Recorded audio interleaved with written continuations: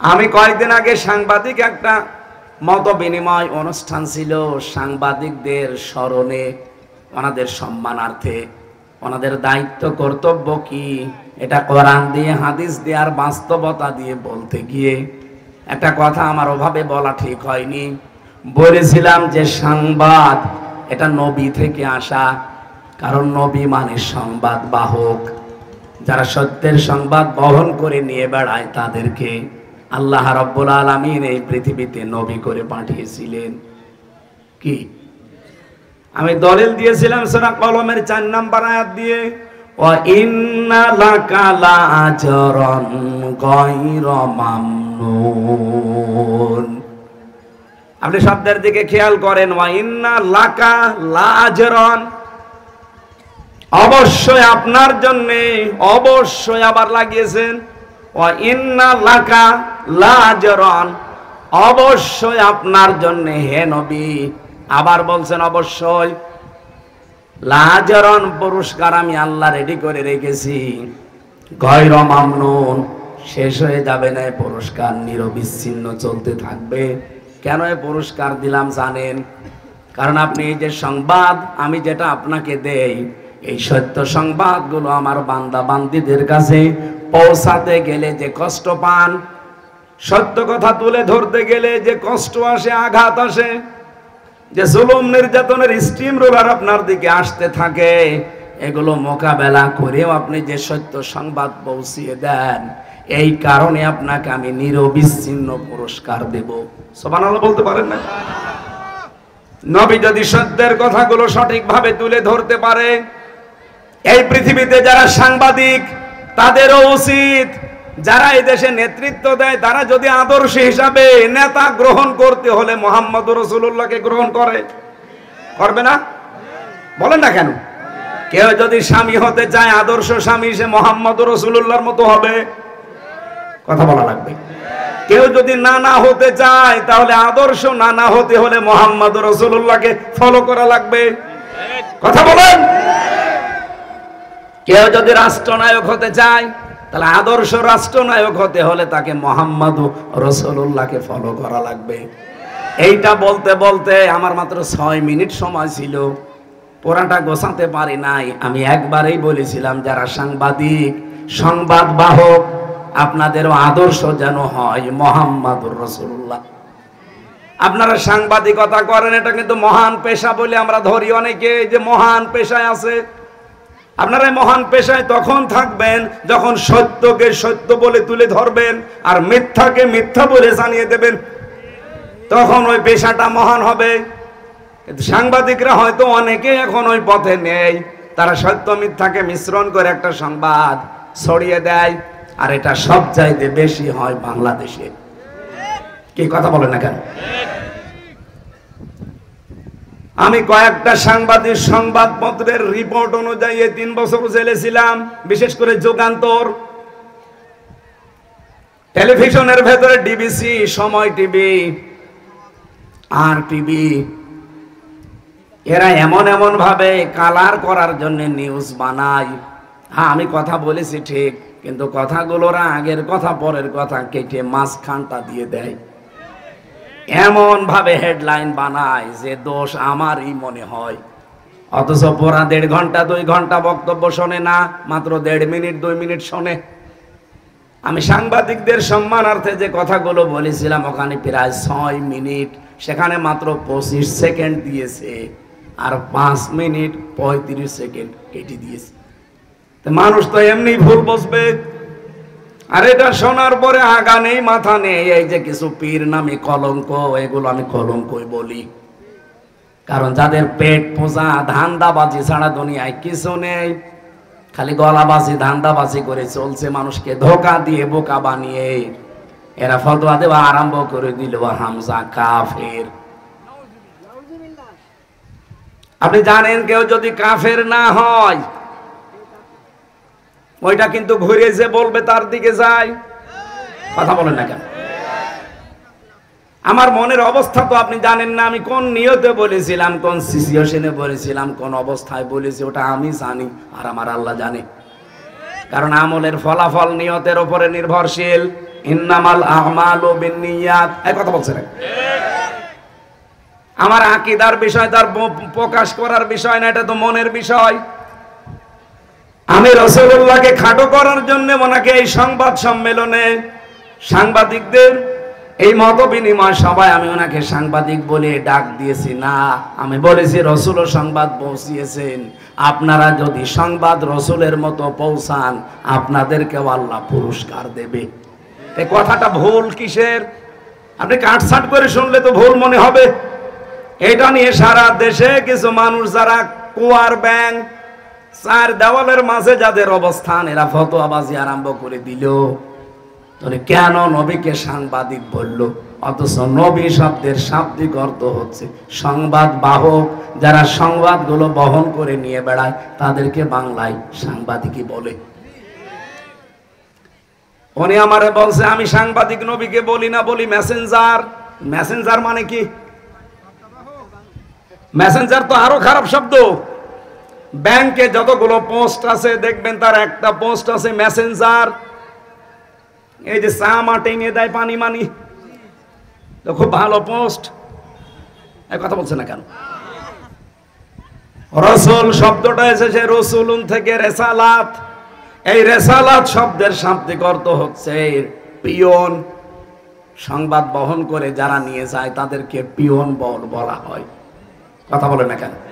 কিন্তু রাসূলুল্লাহকে পিয়ন আপনি বলতে পারবেন না।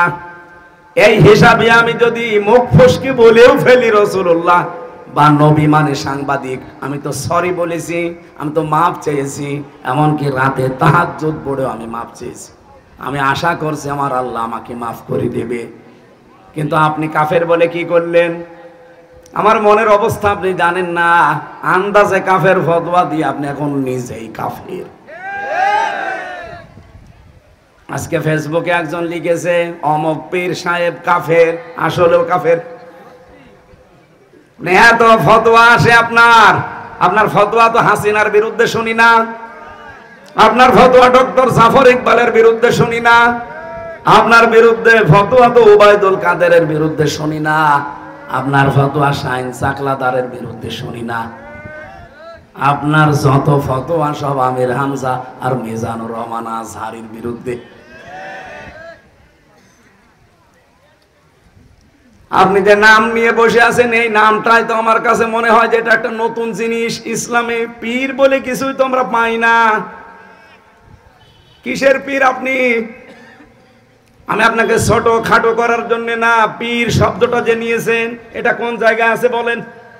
আপনি যে বলছেন নবীকে সাংবাদিক বলা যাবে না, মেসেঞ্জার বলা যাবে কোন ফাঁকে? আপনি যে নিজেই বললেন নবী মেসেঞ্জার। এই কথা বললে নবীর সম্মান আরো খাটো হয়। ব্যাংকে যারা পানি চা টেনে দেয় তাদেরকে আমরা মেসেঞ্জার বলি। এরকম একটা পোস্ট আপনি নবীর নামে লাগিয়ে দিলেন। আর সাংবাদিক যে কত উপরের পোস্ট, সেটাকে আপনি ফালতু শব্দ বললেন। উল্টা পাল্টা নাম দিয়ে আবল তাবল করে আমারে নাই ছোট করেন। কিন্তু সারা পৃথিবীর যারা হক্কানি সাংবাদিক, যারা ন্যায় পরায়ণতার উপরে টিকে আছে, সাংবাদিক মাহমুদুর রহমানকে আপনি খাটো করেছেন। এই কথা বলছেন না কেন? সাংবাদিক ইলিয়াসকে আপনি খাটো করেছেন। সাংবাদিক কনক সরওয়ারকে আপনি খাটো করেছেন। যারা জীবনের উপরে রিস্ক নিয়ে সংবাদগুলো প্রচার করে সেইটাকে আপনি ফালতু বললেন। আমি যে কথা তুলেছিলাম এটা বোঝানোর জন্য বলছি, খেলাফতের দায়িত্ব পালন করা দরকার জমিনে। আজ হাজারো পীর এই দেশে, 48,000-এর উপরে পীর। আমি তো যতটুকু খোঁজ রাখি পৃথিবীতে এমনও দেশ আছে যে 48,000 মানুষও নেই, অথচ পীর এই দেশে 48,000। এত পীর, একটা কেউ রাজপথে পাওয়া যায় না, জমিনে পাওয়া যায় না।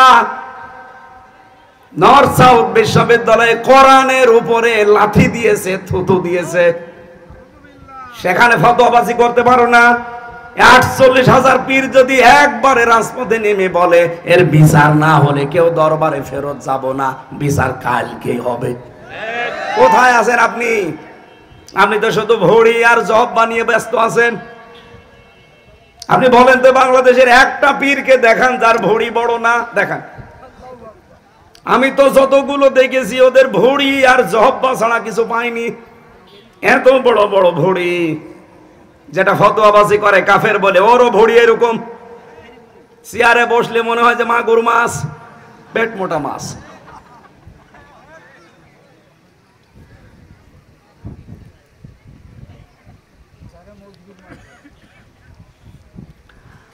আমার মনে হয় এই দেশে একামতের দিন যারা কায়েম করতে চায়, হ্যাঁ তাদের ছোটখাটো ভুল ত্রুটি থাকতে পারে, কিন্তু আপনি কি করছেন? তাদের মতো এই 17 বছর জেল জুলুম সহ্য করেছেন, একটা বার জেলে গেছেন আপনি? রিমান্ড কি বসেন? 11 ঘন্টা আমার টাঙিয়ে রেখেছিল উল্টো করে মাথায় দড়ি দিয়ে। আপনারা কয় ঘন্টা টাঙিয়েছে? বলো রসুলের মর্যাদা রাখে না। রসুলের মর্যাদা ঠিক রাখতে গিয়েই তো 3 বছর জেল খাটলাম। আমি প্রথম তিনি যদি মেনে নিতাম যে ঠিক আছে বাবা শাহজালাল সব হালাল, 3 বছর না 3 ঘন্টা আমার ছেলে থাকা লাগতো না।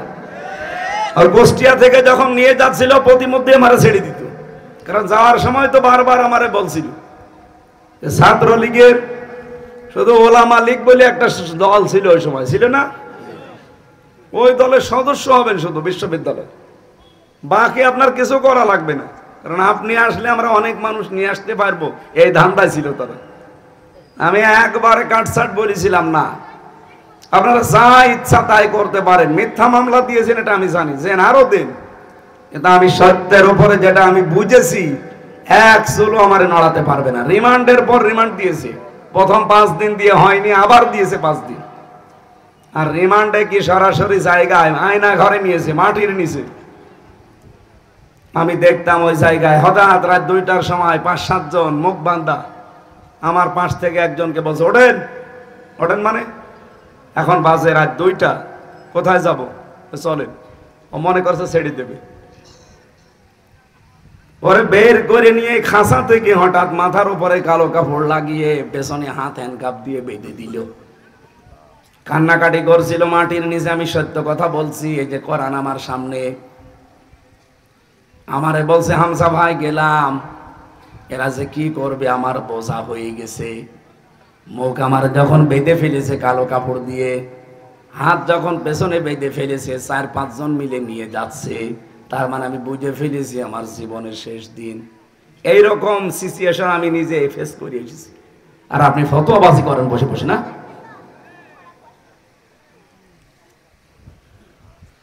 কত মানুষকে এখনো পর্যন্ত, যদি হাসিনা থাকতো আমার মনে হয় আয়না ঘরে থাকা লাগতো। একই কথা বলছেন না?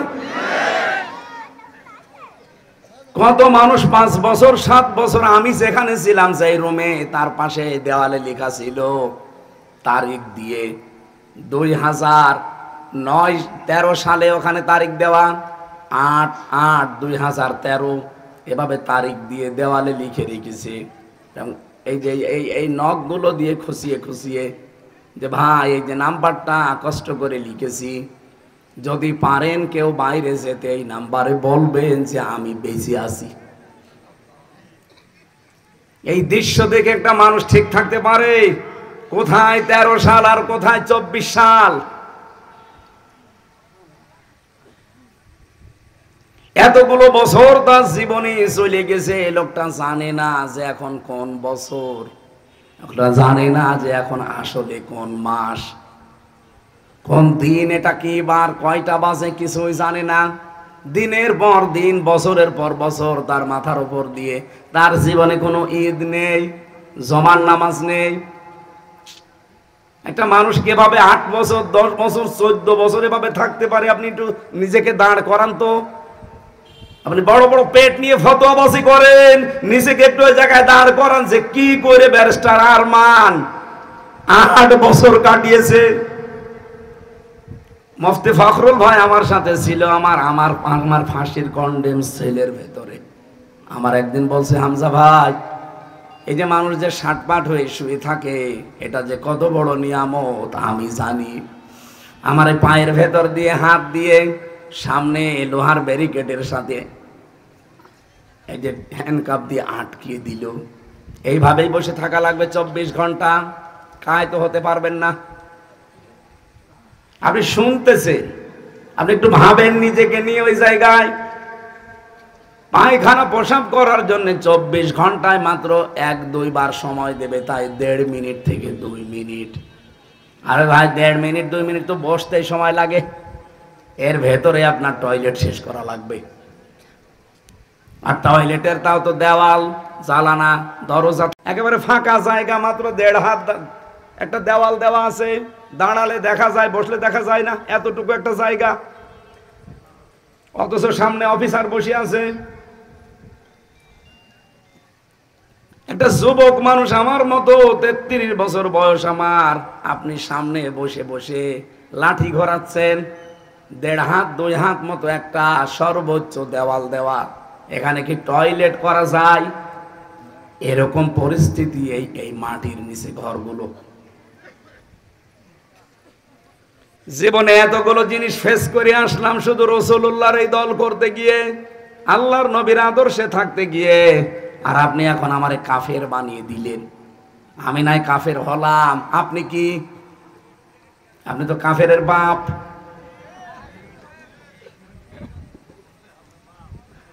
ঝড়ি নিয়ে বসে আছেন, কাফের বলবো সারে তারে। আমার এবছর দিয়ে আরম্ভ করলেন, আগামী বছর মনে হয় হাফিজরে দিয়ে আরম্ভ হবে, কারণ ও তো ফতোয়ার ঝড়ি নিয়ে বসে আছে। আপনি জামাত ইসলামের বিরুদ্ধেও বিষোদ্গার করেন যে 80 বছরে নাকি তাদের কোনো অর্জন নেই। আপনার নজরে পড়ে না অর্জন? এদের এত হাসপাতাল, এত ব্যাংকিং ব্যবস্থা। বাংলাদেশ জামাত ইসলামী এই দেশে যা করেছে, 73টা দল এই দেশে, সবাই যদি এভাবে করতো এই দেশ সোনায় সোহাগা হয়ে যেত। আর ওর চোখেই পড়ে না যে এদের নাকি কোনো অবদানই নেই। গণতন্ত্র গণতন্ত্র এই ফতোয়া তোলে যে গণতন্ত্র হারাম, এই জন্য ওদেরকে আমি দেখতে পারি না। আরে ভাই, আমি কোনদিন আমরা বলেছি যে গণতন্ত্র হালাল? বলেছি আমরা? আর ওটা তো হারাম আমরাও জানি। এই বাংলাদেশে এখন ইসলাম কায়েম করার জন্য কোন পদ্ধতিতে আপনি যাবেন বলেন? আন্দাজে এক ফতোয়া দিয়ে দিলে হয়ে গেল। আপনি কি আফগানিস্তানের, আপনি কি সিরিয়ার, এরকম দেশের সশস্ত্র বিপ্লবের মাধ্যমে দেশে ইসলাম প্রতিষ্ঠা করার সেই কায়দা কৌশল, সে জায়গাগুলো কই? যে কোনো একটা ভাবে তো এগিয়ে যেতে হবে। আমাদের চারিদিকে শত্রু। পৃথিবীর অন্যান্য মুসলিম দেশগুলোর দিকে তাকান, আমি তো 57টা মুসলিম দেশের খবর জানি। অন্তত তাদের আশেপাশে আরো 2-3টা মুসলমান দেশ আছে, বর্ডারের সাথে বর্ডার লাগানো। আর আমরা এমন একটা ভূখণ্ড পেয়েছি, আমাদের চারিদিকে শয়তান। প্রতিবেশী নামে একটা কলঙ্ক। এতদিন যাই ছিল, এই 15 থেকে 20 বছরে যা অবস্থায়, এই পৃথিবীর নিকৃষ্ট শয়তান মোদি, যে আল্লাহর ঘর মসজিদ পর্যন্ত ভেঙ্গে গুড়িয়ে দিয়েছে। এখনো ভাঙছে বিভিন্ন মসজিদ। ভারতের এমনও জায়গা আছে, মুসলমানেরা যদি গরু জবাই করে ওই মুসলমানের জোহব্বা কেটে ফেলে, এমন জায়গায় আছে। এত বড় শত্রু দিয়ে আমাদের দেশটা ঘেরা। আর একটার সাথে একটু বর্ডার ছিল, নদীর সাথে মায়ানমার, ওটা আরো বড় শত্রু। নিজেদের দেশ বাংলাদেশের চাইতে 3 ডবল বড়। আমাদের 56,000 বর্গ মাইলের দেশ, এই দেশের চাইতে 3 ডবল বড় মায়ানমার। এত বড় বিশাল দেশ। আমি কয়েকদিন আগেও গিয়েছিলাম টেকনাফে, উখিয়ায়। রাত 12:30টার সময় আমারে নিয়ে গেল এই রোহিঙ্গাদের দেখার জন্যে। প্রশাসনের এক ভাই ছিল পরিচিত, বলছে চলেন দেখে আসি রোহিঙ্গা, কারণ ওদের রাত 9টার পরে বের হওয়া নিষেধ। এখন তো 12:30 বাজে, চলেন যায়। প্রায় ½ কিলোমিটার নিয়ে গেল। ওদের ছেলে মেয়ে বেশি, এসেছিল 11 লাখ, এখন শুনছি 25 লাখ। আল্লাহর নামে জন্ম দিয়ে যাচ্ছে। অথচ যেই দেশ থেকে ওদেরকে পাঠিয়েছে পিটিয়ে পিটিয়ে, ওই দেশে জায়গা আমাদের চাইতে 3 ডবল বড় জায়গা পড়ে আছে। নিজের দেশের মানুষকে, জনগণকে থাকতে দেয়নি, পাঠিয়ে দিয়েছে পিটিয়ে। এতটুকু ছোট্ট একটা দেশে তারপরেও তো আমরা 11 লাখ, এখন প্রায় 24-25 লাখ মানুষ আমরা রেখে দিয়েছি, কিছুই তো বলি না। বিশ্বে আমাদের মতো উদার আমার মনে হয় আর কোন দেশের মানুষ নেই। আমার ভাইরা, আল্লাহ আমাদেরকে খলিফা করে পাঠিয়েছিলেন কোথায় বলেন তো? আরো জোরে বলেন। জমিনে থাকার দরকার নেই? আরো জোরে। এই জমিনে যদি থাকতে হয়, এই জমিনে আমরা এখন আমাদের 56,000 বর্গ মাইলেই দেখতে পাচ্ছি প্রায় 73টা দল কাজ করছে জমিনে, তার ভেতরে আমরাও একটা। আমার এবার প্রশ্ন যশোরবাসীর কাছে, 73টা দল কি জান্নাতে যাবে? না। নবীজি বলেন মাত্র একটা দল জাহান্নামে জান্নাতে যাবে, আর 72 দল সব জাহান্নামে যাবে। ওই একটা দল কারা? মানা আলাইহি ওয়া সাহাবী, এক আলিফ টান আছে। নবীজি বললেন যারা আমি নবী এবং আমার সাহাবীদেরকে দেখে দেখে চলবে তারাই ওই এক দলে আছে, আর বাকি সব দল আছে ওই 72 কাতারের ভেতরে। এবার আমার প্রশ্ন, আমরা নবীকে এবং সাহাবীদেরকে দেখে চলি কিনা? বিশ্ব নবী মুহাম্মদুর রাসূলুল্লাহকে দেখে চলা মানে শুধু তার জুব্বা আর দাড়ি নেওয়া না। আল্লাহর নবী মুহাম্মদুর রাসূলুল্লাহ জীবনে যা করেছিলেন তার এই 40 থেকে 63 এই 23 বছরে আপনাকে তাই করা লাগবে। এই কথা বলে না কেন? আমরা সত্যি করে বলছি তাই করতে পারি না? পারি না। আমাদের দেশে হয়তো আমরা দাড়ি রাখতে পারি, জুব্বা গায়ে দিতে পারি, সর্বোচ্চ মসজিদে 5 ওয়াক্ত নামাজ পড়তে যেতে পারছি। এই নবীজির জীবন কি এতটুকুই ছিল? আরো জোরে বলেন। বিশ্ব নবী মুহাম্মদুর রাসূলুল্লাহ রাষ্ট্রনায়ক ছিলেন, উনি রাষ্ট্রপতি ছিলেন। রাজনীতি না করলে, উনি রাজনীতি না করে রাষ্ট্রপতি হলেন কি করে? যারা আজ বলে যে হুজুররা রাজনীতি করে কেন, আমার মনে হয় ও নবীজির জামানায় থাকলেও এই কথাই বলতো। মুহাম্মদ আবার রাজনীতি করে কেন? তো নবীকে যদিও কথা ওই সময় কাফেররা বলতে পারে, এখনকার ওদের আন্ডা বাচ্চা আমাদের বলবে 1 আর 2। 1500 বছর আগের দিকে তাকান, ঠিক কাফেররা ওই জামানায় বলেছিল মুহাম্মদ কাবা ঘর নিয়ে থাকো, বাইরে আসবা না, বাইরে আমাদের সব পরিবার সমাজ আর রাষ্ট্র আমরা চালাবো, তুমি এই কাবা ঘর নিয়ে থাকো, কোনো অসুবিধা নেই। বিশ্বনবী মুহাম্মদুর রাসূলুল্লাহ মেনেছিলেন। আরো জোরে বলেন। তিনি ডাক দিলেন কাফেরেরা, কুলিয়া আইয়ুহাল কাফিরুন লা আ'বুদু মা তা'বুদুন।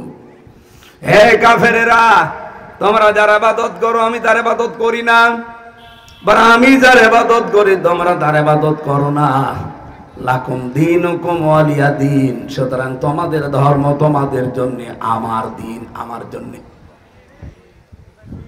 আমার ভাইরা, আমি আয়াত দিয়ে যেটা বোঝাতে চাই আপনাদের, যেহেতু একটা আয়াত পড়েছিলাম সূরা আরাফ 181, 82, 83, এতগুলো আয়াত আমি এমনিতেই পড়ি না, একটা আয়াতের তাফসীর করব আজকে। আল্লাহ পাক বলেন মিম্মান খালাকনা উম্মাতুন, ও মিম্মান খালাকনা। আল্লাহ এখানে নিজে ফাইল, নিজে কর্তা। রব্বুল আলামিন বলেন অবশ্যই আমি আল্লাহ নিজে বানিয়েছি। এই পৃথিবীতে যত মানুষ বানিয়েছি বিভিন্ন দলে বিদলে তারা বিভক্ত হয়ে আছে, কিন্তু এই দলের ভেতরে একটা দল আমি আল্লাহ, তাদের পরিচয় তোমাদেরকে তুলে ধরলাম, দেখো তো তোমরা তাদের ভেতরে আছো কিনা। যারা মানুষকে ইয়াহদুনা বিল হক, সৎ পথ দেখায়। আজ বাংলাদেশে কত মানুষ আছে, কত পথ দেখাচ্ছে, একটা দলকে আমরা দেখি তারা আমার আল্লাহর বিধানের দিকে তারা ডাকতেছে। এক কথা বলে না কেন? তারা কিন্তু ডাকছে তার বাবার দিকে না, তার স্বামীর দিকে না, এমনকি তার পূর্বপুরুষদের দিকেও ডাকে না। তারা ডাকলেই বলে ইয়াহদুনা বিল হক, এই পৃথিবীতে হক হচ্ছে আল্লাহ, হক হচ্ছে আল্লাহর বিধান, এজন্য তারা ডাকে আল্লাহর বিধানের দিকে। ইয়াদের তাফসীর পড়তে গিয়ে আমি সূরা শুরার 13 নম্বর আয়াতের মাঝের অংশটা মিলিয়েছিলাম। আল্লাহ পাক বলেন, হে নবী, আপনি যেদিকে মানুষকে ডাকেন যে আসো আমরা আল্লাহর বিধান কায়েম করি এই জমিনে, আল্লাহ শুধু নামাজের বিধান দেয়নি, যাকাতের বিধান দেয়নি, এরকম বিধান দিয়েছেন 500। কত? এই 500 বিধানের কথা যখন বলবেন কি হবে জানেন? কাবুরা আলাল মুশরিকিনা মা তাদউহুম ইলাইহি। যখন আপনি মানুষকে বলবে আসো আল্লাহর বিধানের দিকে, আল্লাহর এই যে এই নিয়ম নীতিগুলো আমরা কায়েম করি, আপনি দেখবেন সবচেয়ে বেশি মন খারাপ করবে, রাগ করবে, অপছন্দ করবে এই কথাটা যারা মুশরিক। তারা কারা বলেন বলেন? আমি নাম ধরেই বলছি, বাংলাদেশ জামাত ইসলামী। এরা কি আল্লাহর বিধান কায়েম করার কথা বলে না বলে না? তাহলে এদের এই কথা শুনলে যারা বলে যে এটাও আমাদের মতো রাজনীতি, এরা কথা শুনলে বলে যে এটাও আমাদের মতো ধান্দাবাজি। আরে এরা ডাকে আল্লাহর বিধান কায়েমের জন্য। আল্লাহ বলছেন এই কথা বললে রাগ করবে, মন খারাপ হবে, উল্টা পাল্টা ফতোয়া দেবে যারা মুশরিক তারা। তাহলে আপনি কি মুশরিক? এই বাংলাদেশে এখন তো মুশরিক কারা এটা প্রমাণ হয়ে যাচ্ছে। প্রশ্ন আসতে পারে, কই আমি তো শিরিক করি না, আমি তো মুশরিক না। আপনি টের পাচ্ছেন না? আপনি মুশরিক কিনা আপনি টের পাচ্ছেন না? অবশ্যই আপনি শিরিক করছেন, নয়তো আপনার খারাপ লাগে কোন কারণে? আপনার যদি ঈমান থেকেই থাকে, আমি এবার একটা দলিল বলছি, দেখেন আপনার ঈমান আছে কি গেছে। নবীজি বলেন ওযু করলে যেমন ওযু ভেঙে যায়, নামাজ পড়লে যেমন নামাজ ভেঙে যায়, ঈমান আনলেও মানুষের ঈমান ভেঙে যায়, নষ্ট হয়ে যায়।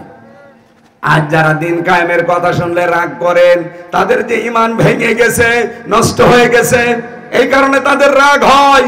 আপনি মিলাবেন এই 10টা আপনার ভেতরে থাকলে, আপনি ঈমানদার দাবি করলো ঈমান নেই, আপনি বেঈমান, আপনার ঈমান ভেঙে গেছে, নষ্ট হয়ে গেছে। 1 নম্বরে আল্লাহর ইবাদতে কাউকে শরীক করা। এখন ইবাদত কি? খালি নামাজ পড়া ইবাদত, রোজা রাখা ইবাদত? বলেন বলেন? আল্লাহ পাক এই পৃথিবীতে ইবাদত হিসাবে দিয়েছেন যাকাত। আপনি সেই যাকাতের বিধান মানেন না, নিয়ে এসেছেন ওর পাশাপাশি সুদ। তাহলে এটা আল্লাহর সাথে শরীক কিনা? এদেশে নেই শরীক। 2 নম্বরে, হ্যাঁ এটা দলিল পাবেন সূরা নিসার 48 নম্বর আয়াতে, সূরা মায়েদার 72 নম্বর আয়াতে, ইন্নাল্লাহা লা ইয়াগফিরু আন ইউশরাকা বিহি ওয়া ইয়াগফিরু মা দুনা যালিকা লিমান ইয়াশা ইন্নাহু মা ইউশরিক বিল্লাহি ফাকাদ হারামাল্লাহু আলাইহিল জান্নাহ। 2 নম্বরে পেয়েছি আল্লাহ ও বান্দার মধ্যে কাউকে মধ্যস্থকারী যারা বানায়, এটা সূরা ইউনূসের 18 নম্বর আয়াতে আছে। এটা পৃথিবীর অন্য কোন দেশে না থাকলেও বাংলাদেশে আছে। এরা আমরা ধরেই বসে আছে যে বাবা ছাড়া আল্লাহ পাওয়া সম্ভব না, অথচ কোরআনে 13টা আয়াত আল্লাহ নাযিল করেছেন প্রায় একরকম। 13টা আমি পেয়েছি, আরো যারা বেশি গবেষণা করে আরো বেশি পাবেন।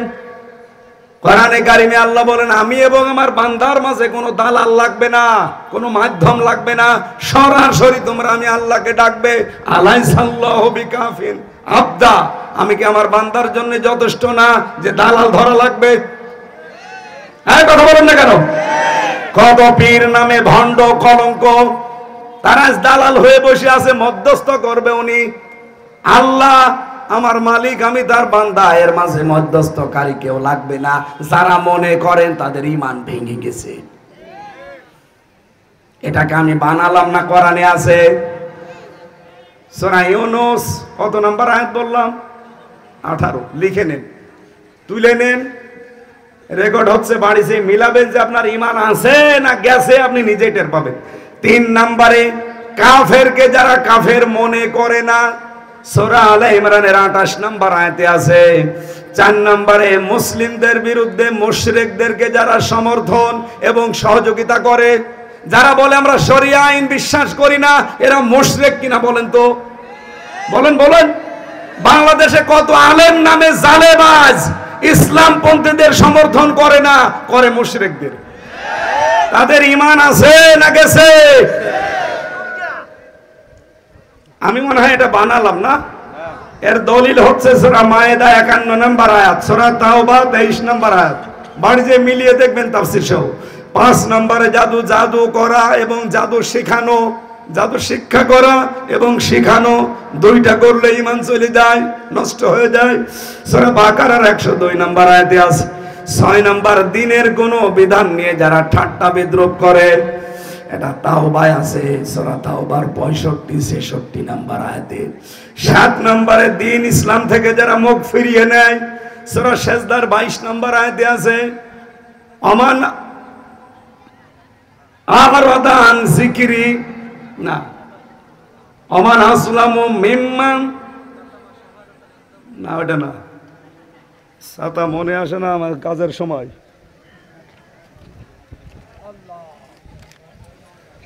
আমান আসলামু মিম্মান যুক্কিরা বিআয়াতি রাব্বিহি সুম্মা আরাদা আনহা ইন্না মিনাল মুজরিমিনা মুনতাকিমুন।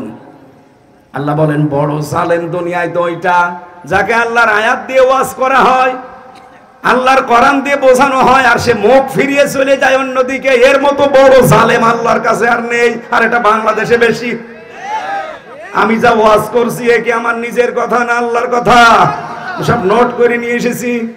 8 নম্বরে কাউকে দিন শরীয়তের ঊর্ধ্বে মনে করা, এটা বাংলাদেশে 15 বছর যেটা বঙ্গবন্ধুকে মনে করা হতো, দেখেছেন না? সব জায়গায় উনি, এমনকি বঙ্গবন্ধু টয়লেট আমি নিজে পেয়েছি নীলফামারীতে। বঙ্গবন্ধু টয়লেট ওর নামেও টয়লেট লাগিয়ে দিয়েছে। আল্লাহ রাসূলের ঊর্ধ্বে কাউকে মনে করা যাবে? এটা সূরা মায়েদার 3 নম্বর আয়াতে আছে।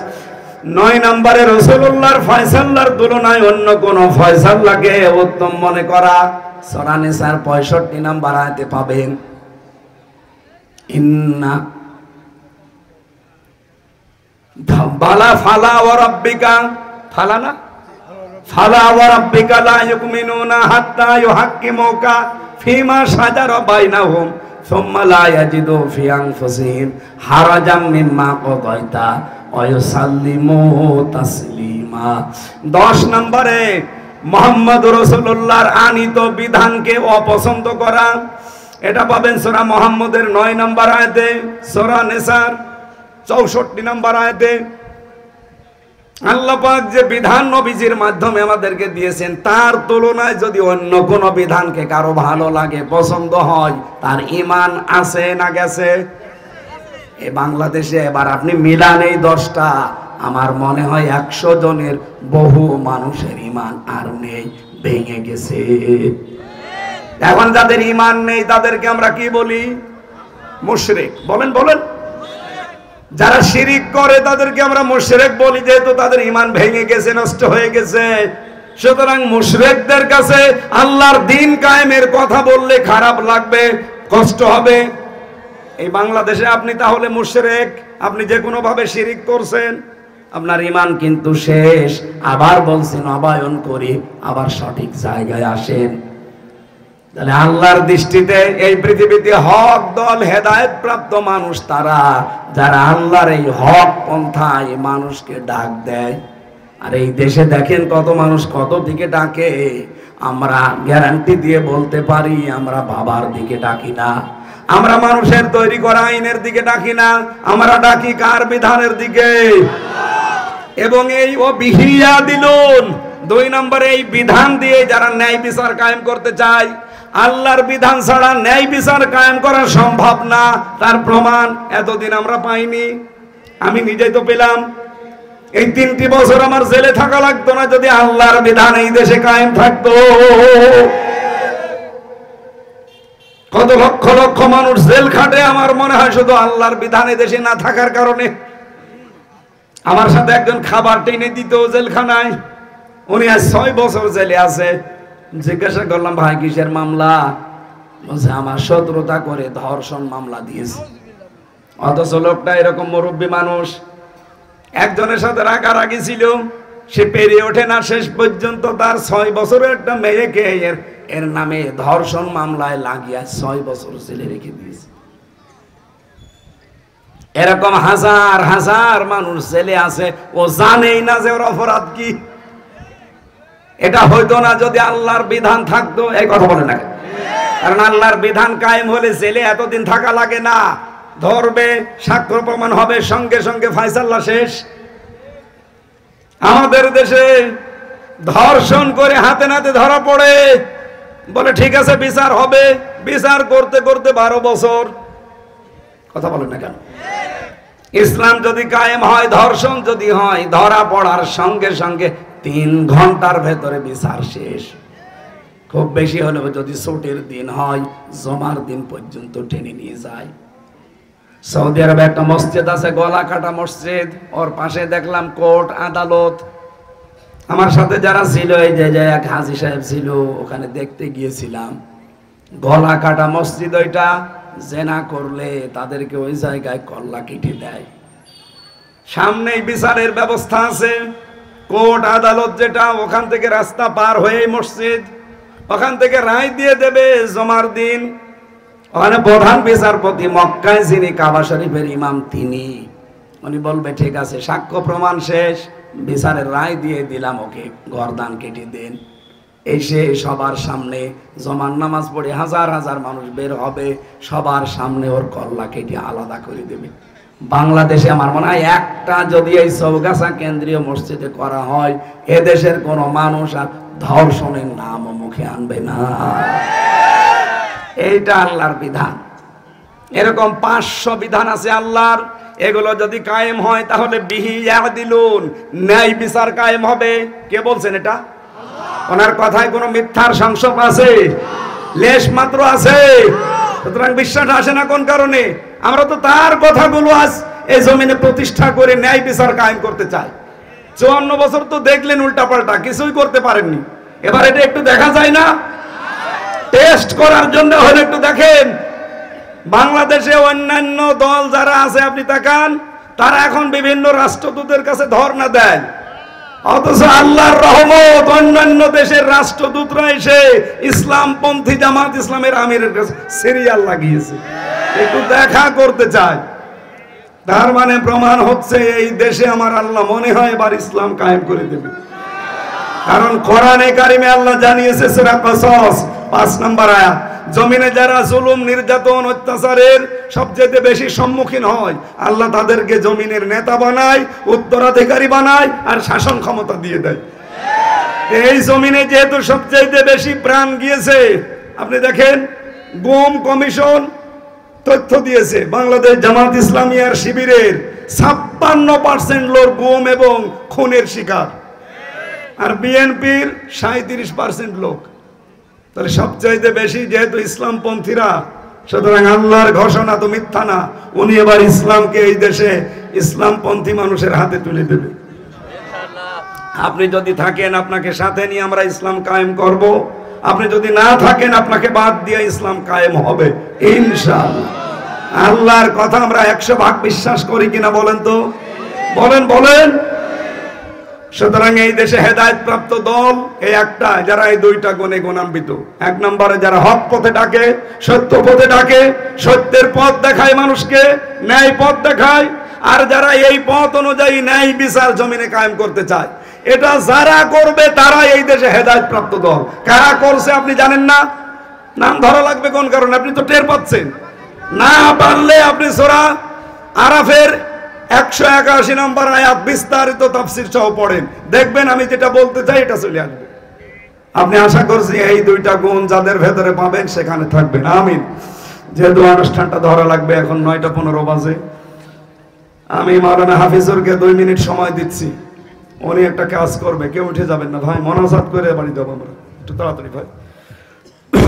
একটা হলে এটা আমি আরো আলহামদুলিল্লাহ ভাই, আমাদের যেহেতু আরেকটা